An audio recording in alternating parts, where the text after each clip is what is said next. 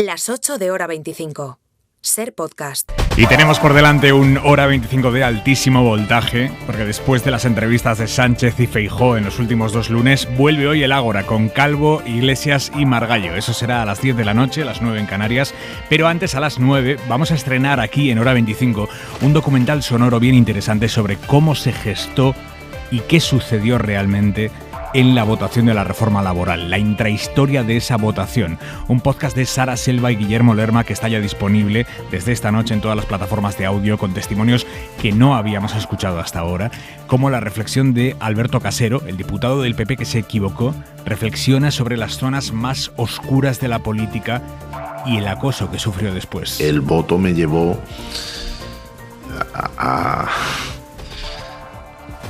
a vivir una parte muy desagradable y oscura de la política. Joder, utilizar esta palabra puede sonar grotesco con las consecuencias que tiene el bullying para mucha gente, pero bueno, vamos a decir que fue una situación literal de acoso. Ahí están los mensajes: imbécil, gordo, subnormal, eres tonto, eres tal, eres cual. El documental completo esta noche aquí en Hora 25 a las 9, las 8 en Canarias. Antes, ahí media, Hora 25 Deportes. Gallego, buenas tardes. Buenas tardes. Tour de Francia, victoria del danés Jasper Philipsen al sprint. Adam Yates sigue siendo el líder. Ha comenzado Wimbledon, ha ganado Djokovic, el gran favorito, al argentino Pedro Cachín. Mañana debuta el número 1 del mundo, Carlitos Alcaraz. Y en el mercado de fichajes, el nombre del día es el lateral extremeño Javi Galán, que llega del Celta al Atlético de Madrid, firma hasta 2026. El tiempo, Luismi Pérez. Buenas tardes, un ambiente bochornoso el que vamos a tener las próximas horas, aunque en general se va a dormir un poquito mejor. Va a bajar la temperatura en gran parte de la península esta próxima madrugada, todavía con algunos chubascos básicamente en el sistema ibérico o en el norte de Cataluña. Mañana algunas tormentas ya desde la mañana en el sur de Aragón, en La Rioja, en el sur de Cataluña. Y mañana por la tarde, cuidado en el Pirineo y en la provincia de Girona, tendremos tormentas bastante fuertes. Baja un poco la temperatura, hará calor pero menos que hoy, y en el caso de Canarias, cada vez más viento con un cielo enmarañado. Empieza Hora 25, con la advertencia de la presidencia de la Comisión Europea, Ursula von der Leyen, sobre los extremismos. Esta tarde en Madrid, donde ha inaugurado la presidencia española de la Unión junto al presidente Pedro Sánchez. Pablo Morán, buenas tardes. Buenas tardes. Este ha sido el primer gran acto de la presidencia de España después del viaje de Pedro Sánchez a Kiev y de la recepción en Moncloa al presidente del Consejo, Charles Michel. Ursula von der Leyen y 17 de sus comisarios han venido a Madrid para reafirmar la agenda del próximo semestre y las prioridades que plantea España. Europa y Ucrania juntos hasta la victoria final. Y Ucrania es la principal. Ambos han reafirmado el compromiso con el país y han destacado el resto de prioridades, como cerrar el pacto migratorio y de asilo, la reforma del mercado eléctrico o la transición ecológica. Von der Leyen ha alertado sobre el ascenso de los extremistas a derecha y a izquierda, ha dicho, extremistas que temen el cambio y ante los que los partidos de centro deben tener más claras que nunca sus soluciones para los retos globales que también afectan a Europa. La responsabilidad que recae en nuestras manos es inmensa. Europa se está enfrentando a nuevos desafíos. La inacción no es una opción y debe hacerlo bajo nuestra presidencia. Y este es el compromiso que ha adoptado Sánchez ante los comisarios. Von der Leyen dice que confía en España, sea cual sea el resultado del 23J.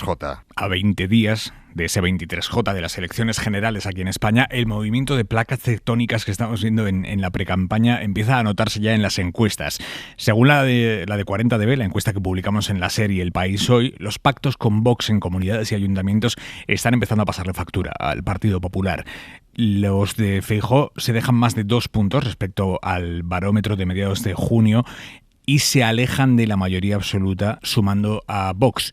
El PP tendría más complicado, por tanto, sumar, mientras el PP sube más de 1 punto. Sara Selva. En 2 semanas el PP pierde 11 diputados, sigue en cabeza, pero ya no está tan cerca de la mayoría absoluta con la ultraderecha. Juntos, PP y Vox suman 168 diputados, 6 menos que el mes pasado. El PP cae, pero Vox sube, suma 5 diputados, igual que el PSOE, que también mejora sus resultados. Sumar no, sigue siendo 4ª fuerza política y obtiene 35 escaños, que son los mismos que tiene ahora Unidas Podemos. PSOE y la plataforma de Yolanda Díaz suman 140 46 escaños, a 30 de la mayoría absoluta. Esto a pesar de que la fórmula de gobierno favorita es una coalición entre PSOE y Sumar. Es lo que eligen el 25% frente al 16% que opta por un gobierno de PP y de Vox. Según esta encuesta, esa posibilidad, la de que la ultraderecha termine ocupando ministerios, genera preocupación o miedo a 6 de cada 10 españoles, y es lo que sienten también un tercio de los votantes del PP. Y sobre debates, un dato más, un 70% cree que la participación de los líderes políticos debería ser obligatoria. Y hoy hemos escuchado por primera vez a Feijóo dando por plausible la opción de tener ministros de Vox.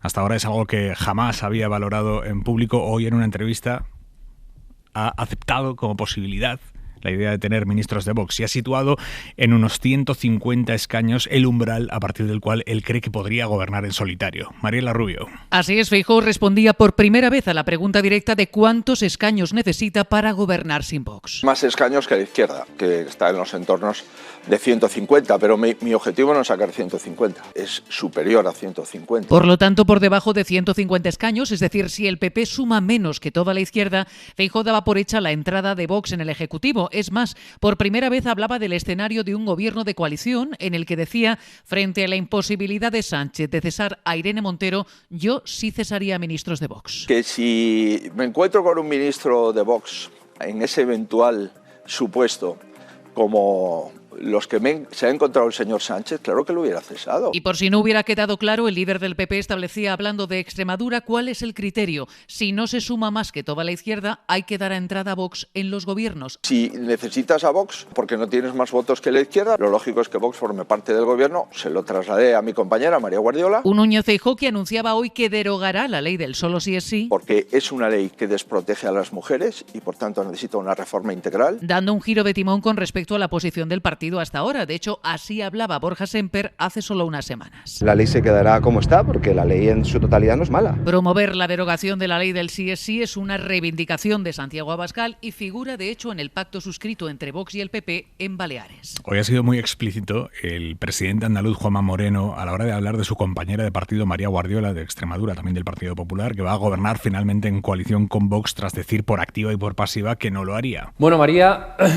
ha tenido que tragarse su palabra. Y quien no parece dispuesto a hacerse un Guardiola, a recular por ahora al menos, es López Miras, presidente de Murcia, también del Partido Popular. Él irá a la investidura el jueves sin tener todavía cerrada la abstención de Vox, que es lo que él necesita, no que le apoyen, que se abstengan. Pero Vox exige entrar en el gobierno. López Miras dice no. Hay legitimidad para tener un gobierno, para conformar un gobierno en solitario, porque es lo que han querido la inmensa mayoría de los ciudadanos de la región de Murcia. Es de lo que estamos hablando, de la continuidad de un gobierno del Partido Popular o de un bloqueo por parte de PSOE, Podemos y Vox. Y quien ya ha sido investida presidenta esta tarde es María José Sáenz de Buruaga, PP, nueva presidenta de Cantabria, con la abstención del partido de Revilla y el voto en contra de PSOE y de Vox. Hoy emprendo el proyecto más importante de mi vida. El mayor honor que un cántabro puede recibir. Es la mayor responsabilidad de mi vida. Creo profundamente en Cantabria y en la capacidad transformadora de la política y aspiro a dejar las cosas simplemente un poco mejor, algo mejor de lo que hoy las encuentro, de lo que hoy las recibo. De cara al 23J, hoy Sumar ha concretado su controvertida promesa electoral de una herencia universal, que consiste en darles 20.000 euros públicos a todos los jóvenes cuando cumplan 23 años, sean de familias ricas o pobres, para que puedan emprender o puedan seguir formándose, que es una medida criticada básicamente por todos los que no son de Sumar. Guillermo Lerma, buenas tardes. Buenas tardes, Aimar. La herencia pública universal que propone Yolanda Díaz no sería, dicen desde su equipo, ni una ayuda ni una subvención, sino un derecho que adquirirían todos los jóvenes al cumplir la mayoría de edad, 20.000 euros que se cobrarían a partir de los 23 años y que solo podrían destinarse a proyectos de formación, emprendimiento o inserción laboral, algo que según Nadia Calviño no está en la línea de una política fiscal responsable. Quien proponga medidas que consistan en dar subvenciones, ayudas así así, sin ningún tipo de restricción, ni nivel de renta, ni un objetivo concreto, tienen que explicar cómo lo financiarían, claro. La vicepresidenta primera carga así contra una de las medidas estrella del proyecto de la vicepresidenta segunda. Desde Sumar le recuerdan a Calviño que la propia Moncloa lo llegó a plantear. En la desigualdad de la riqueza, las herencias juegan un papel cada vez más crucial. Una propuesta novedosa para contribuir a que este fenómeno no se agudice en el futuro es la posible creación de una herencia pública universal. La herencia universal tendría un coste de 10.000 millones de euros que se financiarían con un impuesto a las grandes fortunas. Así, dicen desde Sumar, se haría que la medida fuese redistributiva. Guillermo, gracias. Hasta luego. Y en la Comunidad Valenciana, el Ayuntamiento de Albaida va a denunciar por un delito de odio al hombre que este fin de semana se encaramó al balcón del Ayuntamiento y quitó la bandera LGTBI y colgó una bandera franquista. Tienen el vídeo en cadenaser.com. Radio Valencia, Inma Pardo. Se trata de un hombre de mediana edad que acudió al Ayuntamiento de Albaida reclamando poder colgar la bandera franquista en el balcón donde estaban las banderas arcoíris. Desde el Ayuntamiento le explicaron que esto no podía ser y se marchó, pero volvió el sábado por la noche, consiguió colgarla en un lateral del Ayuntamiento y arrancar parte de las banderas arcoíris. Cuando fue identificado por la policía local, dijo que lo había hecho porque le tiene fobia al colectivo LGTBI. El alcalde de Albaida es Alejandro Quilis. Utilizaba el término de que tiene fobia a ese colectivo. Al final es un delito de odio como una catedral. Él decía que tiene fobia a ese colectivo y ya está. Su excusa es esta, que tiene fobia al colectivo LGTB. La Guardia Civil está tramitando ya la denuncia contra este hombre por un posible delito de odio que el alcalde quiere ratificar personalmente. Quilis avanza que las banderas se van a reponer. Albaida es un pueblo tranquilo. En 12 años de gobierno progresista de coalición entre Compromís y PSPE-PSOE nunca había pasado nada similar. Hora 25. Aimar Bretos. Primera condena de cárcel en España a una periodista por publicar informaciones de un sumario judicial. Ha sido la audiencia de Huelva la que ha condenado a 2 años de prisión a una mujer, periodista de Huelva Información, por publicar noticias que incluían contenido de un sumario, del sumario del crimen de Laura Luelmo, la chica asesinada por Bernardo Montoya allí en Huelva en diciembre de 2018. Es muy habitual en las noticias de tribunales que los periodistas publiquen contenidos de sumarios para informar de cómo van las investigaciones. Básicamente que los periodistas hagan su trabajo, que es obtener esa información y publicarla, por muy secreta que sea. En este caso, el tribunal considera que las noticias que publicó esta periodista no tenían interés informativo. Dicen los jueces que la libertad de información no puede proteger la divulgación de datos ajenos a lo noticiable. Esto es lo más llamativo del caso, que los jueces quieran empezar ahora a ser ellos quienes deciden qué es noticia, qué es noticiable y por tanto publicable. Juan Francisco Caballero, presidente de la Asociación de la Prensa de Huelva, buenas tardes. Muy buenas tardes. Esta sentencia abre una puerta bastante peligrosa, ¿no? Que sean los jueces los que digan qué noticias tienen interés informativo y cuáles no. Evidentemente, consideramos que es muy peligroso para el futuro de la profesión periodística. El hecho de que un juez se autoimponga la condición de decir que es relevante o no para la población, pues es algo que nunca había pasado jamás en democracia y creemos que vulnera desde luego los derechos constitucionales que a la profesión periodística nos otorga la Carta Magna, ¿no? Por eso vemos esta sentencia con mucha preocupación y estamos desde el inicio protestando porque, en futuros recursos que los va a haber, se eche para atrás porque creemos que puede ser muy peligroso ya no solo para el periodismo, sino para la democracia, sí. Estamos hablando de 2 años de cárcel. Esto es absolutamente inédito en España. ¿Tienen miedo de que esta decisión pueda suponer a partir de ahora una autocensura por parte de periodistas que se dedican a trabajar con sumarios? Eso es lo más grave del todo, claro, porque un periodista a partir de ahora, si esto sigue prosperando, se lo va a pensar mucho a la hora de publicar temas relacionados con los tribunales, ¿no? Cuando se tenga acceso a sumarios, que como bien has dicho en tu introducción, es algo que cualquier periodista que ha tocado los tribunales, todos hemos hecho. Este periodista en concreto, lo tuvo acceso la primera vez, lo publicó, luego muchos medios a nivel nacional, porque el caso de Laura Luelmo fue un caso de muchísima repercusión, también se hicieron eco del sumario, y ella ha pagado un poco el pato por ser la primera, ¿no? Por hacer bien su trabajo y tener acceso a ese sumario, que ya no era secreto, por cierto, cuando se cumplió con todas las prebendas legales de que se levantara el secreto de sumario para poder empezar a publicar, para poder hacerlo, ¿no? Pero aún así, los propios jueces son los que consideran que eso no es noticiable cuando creemos que que sí, ¿no? Que es un periodista quien debe decidir lo que es noticiable y lo que no es noticiable. ¿Cómo está en nuestra ella? profesión. ¿Han podido hablar con ella? ¿Cómo está? Bueno, sí, ya la conocemos aquí en Huelva de mucho tiempo. Ella, a raíz de este caso, abandonó ya la profesión. Quiero decir, ella ya no se dedica al periodismo. Como este caso ya lleva, digamos, antes de conocemos la sentencia, pero llevamos un largo proceso judicial, ¿no? Hasta que se establecen los cauces, la vista oral, hasta que se hace la denuncia primero. Y ella decidió, le creó bastante ansiedad e incluso abogó por terminar con la profesión. Ahora mismo, pues está más tranquila porque es algo que ya lleva comiéndose, digamos, masticando durante mucho tiempo, pero evidentemente pues le ha afectado tanto como para dejar la profesión periodística. Juan Francisco Caballero, presidente de la Asociación de la Prensa de Huelva. Gracias, buenas tardes. Muchas gracias, buenas tardes. El Servicio Murciano de Salud va a tener que indemnizar a una mujer a la que se le denegó abortar en su comunidad, con el argumento de que no había médicos dispuestos a practicar abortos allí en Murcia. En su lugar la mandaron a Madrid para que interrumpiera allí su embarazo, y dice ahora el Tribunal Constitucional, por primera vez, que esto supone vulnerar los derechos fundamentales de la mujer, mandarla a otra comunidad a abortar. Radio Murcia, Lázaro Jiménez. Según ha sabido la cadena SER, el caso que ha analizado el Tribunal de Garantías era el de un embarazo en el que había un riesgo de que el hijo naciera con graves problemas de salud. La mujer se lo trasladó a los servicios sanitarios de Murcia sin éxito y tuvo que viajar en repetidas ocasiones a Madrid para hacerse las pruebas necesarias que corroboraran esta situación. El Servicio de Salud murciano no le ofreció ninguna solución y fue solo gracias a esas pruebas cuando se terminó por convencer de que el caso encajaba dentro de los criterios que exige la ley para poder abortar. En ese momento empezó la segunda lucha de la recurrente. En el hospital le invitaron a abortar en Madrid porque allí ningún médico quería realizarlo. Y eso fue lo que hizo. El Tribunal Constitucional subraya que ninguno de los facultativos se había declarado objetor, aunque la ley entonces no obligaba a hacerlo. Desde 2010 se puede comunicar a las mujeres que manifiesten su deseo de abortar.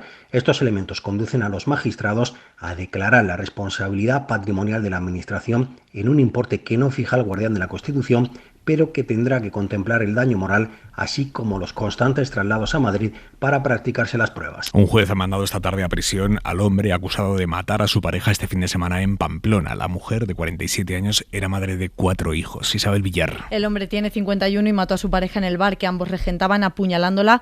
Se entregó nada más cometer el crimen el sábado. Esto en Navarra, en Cataluña, en Salou. Los Mossos detuvieron anoche a un joven de 30 años por matar a su pareja en el hotel donde se alojaban. Ambos eran irlandeses. Y hoy ha habido en Madrid capital una concentración de repulsa al último crimen machista en la región, el de una mujer, la semana pasada en Móstoles. Todos los grupos con representación en el ayuntamiento se han puesto detrás de una pancarta que decía "Basta ya, no a la violencia de género", todos menos Vox, cuya representante Carla Toscano se ha quedado al margen. Ha estado en la concentración, pero a unos 2 metros del resto. Ella no ha estado detrás de esa pancarta. En la suya ponía "Con las víctimas de todas las violencias".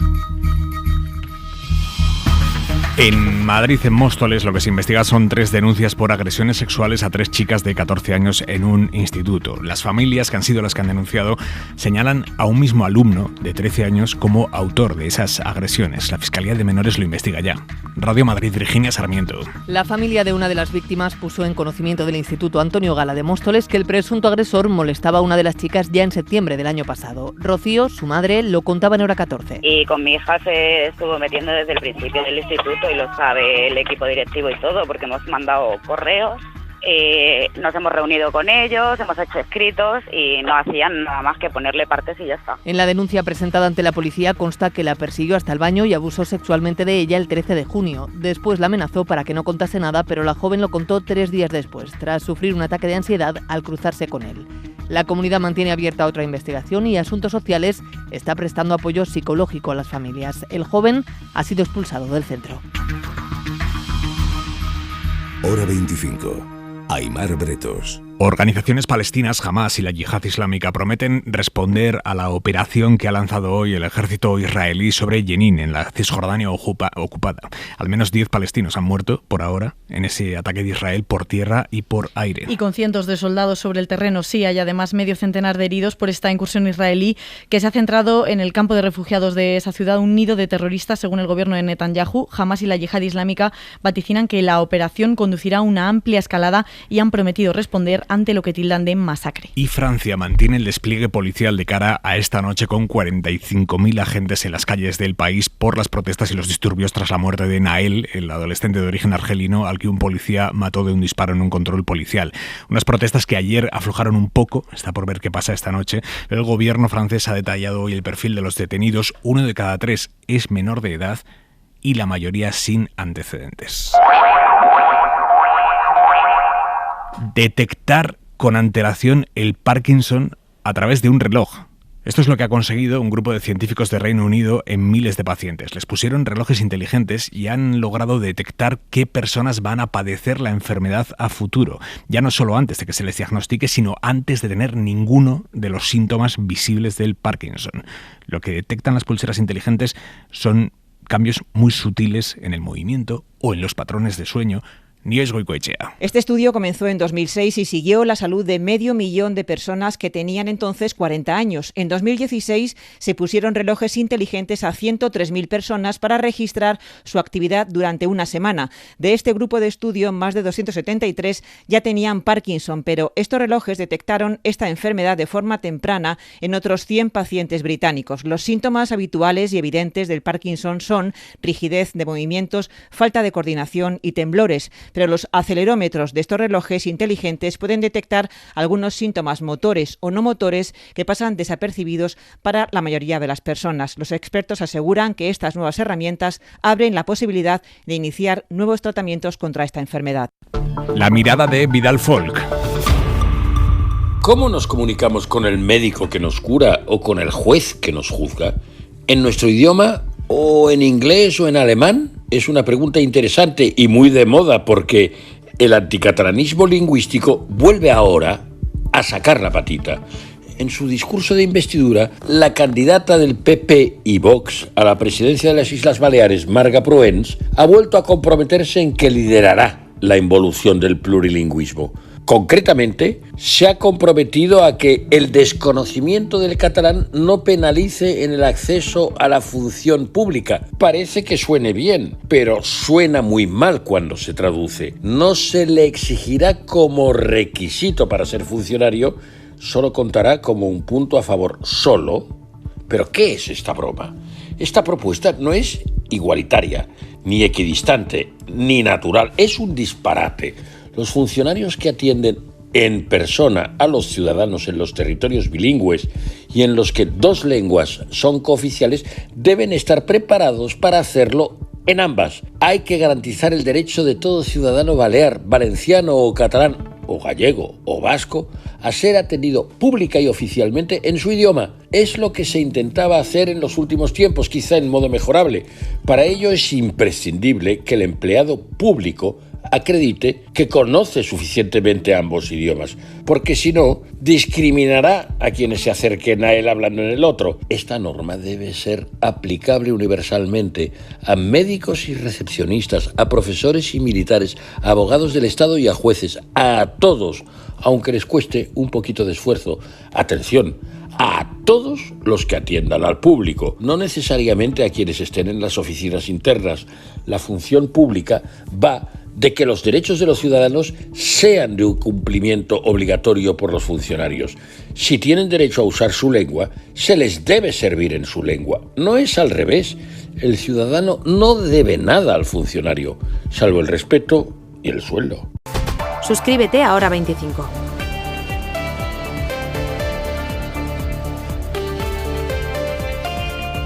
Para no perderte ningún episodio, síguenos en la aplicación o la web de la SER, Podium Podcast o tu plataforma de audio favorita.